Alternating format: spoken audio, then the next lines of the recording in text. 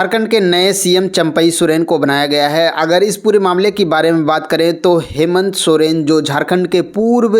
CM थे, उन्होंने इस्तीफा देने के बाद ये मामला ऐसा क्यों हुआ जो इस्तीफा देने पड़ा और चंपई सोरेन को झारखंड का नया सीएम बनाना पड़ा। हेमंत सोरेन के बारे में बात करें तो हेमंत सोरेन के ऊपर ईडी ने जो छापेमारी की उसमें उनके साथ बहुत सारी चीज़ें बरामद हुई, जैसे 36 लाख रुपए बरामद हुए, एक BMW कार बरामद हुई और ईडी ने उसके पहले उनको बहुत सारे समन भेज चुके थे कि पेश होने के लिए, लेकिन उनका कोई अता पता नहीं चल रहा था।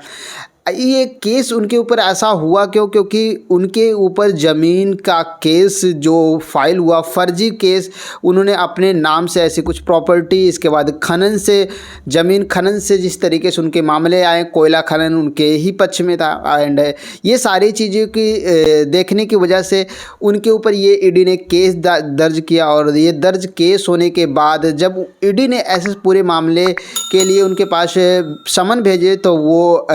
उसके इनकार कर रहे थे और फिर उन्होंने छापामारी किया। छापामारी करने के बाद उनके पास धीरे धीरे करके बहुत सारे केस बनते गए और जब ये मामला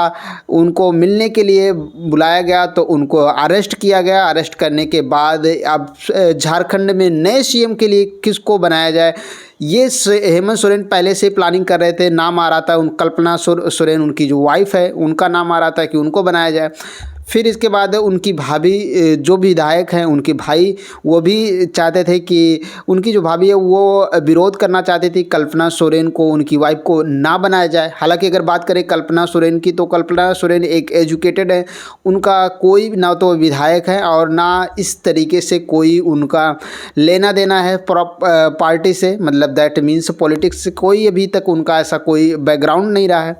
लेकिन जब उनको ये बातें निकल के आने लगी कि वो झारखंड के नए सीएम होने वाले हैं तो उनकी भाभी इस पे ज़्यादा नाराज़गी जताने लगी और वो विरोध करने लगी। इसीलिए चंपई सोरेन, जो चंपई सोरेन की बात करें तो एक आदिवासी हैं, आदिवासी समाज से बिलोंग करते हैं। शिबू सोरेन जो JM का गठन किया था, उनके साथ में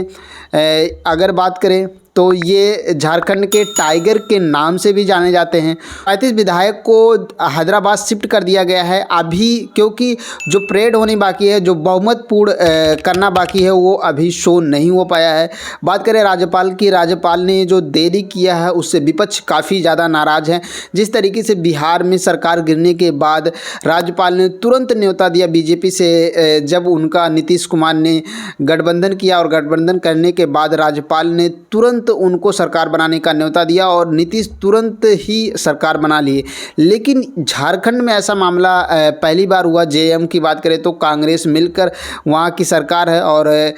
जब उनकी राज्यपाल की बात आई तो राज्यपाल ने तो 2 दिन ऐसा कुछ मामला ही नहीं आया कि किस तरीके से पेश। फिर लास्ट में जब कांग्रेस के विपक्ष के लोगों ने इस पे ज़्यादा बातें करना स्टार्ट कर दिया तो राज्यपाल ने वहाँ पे इनको, चंपई सोरेन को सरकार बनाने का न्योता दिया और चंपई सोरेन झारखंड के नए सीएम बन चुके हैं। अगर बात करें उनके 35 विधायक हमने बात किया कि वो हैदराबाद के लिए शिफ्ट कर दिए गए हैं, वो कल ही शिफ्ट हो जाते, लेकिन मौसम विभाग वहाँ पे ओस होने की वजह से फ्लाइट उड़ने में थोड़ी सी प्रॉब्लम होने की वजह से अब उनको आज शिफ्ट कर दिया जाएगा और 10 दिन का मौका दिया गया है कि उनको सरकार बनाने के लिए जो विधायक की ज़रूरत हो, 42 विधायक या 43 विधायक की जो ज़रूरत है उस पर अगर वो परेड करवाते हैं तो 6 महीने के लिए सरकार बन जाती है। अगर उसके बीच में कुछ हो जाता है, इसीलिए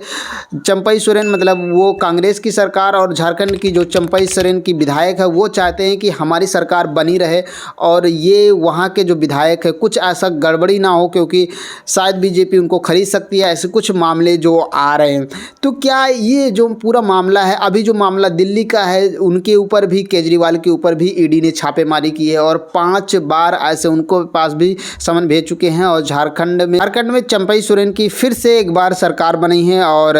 अब देखना है आगे क्या अपने विधायक को जो परेड कराना बाकी है वो करवा पाते हैं कि नहीं, क्योंकि अगर वो करवा पाते तो 6 महीने के लिए उनकी सरकार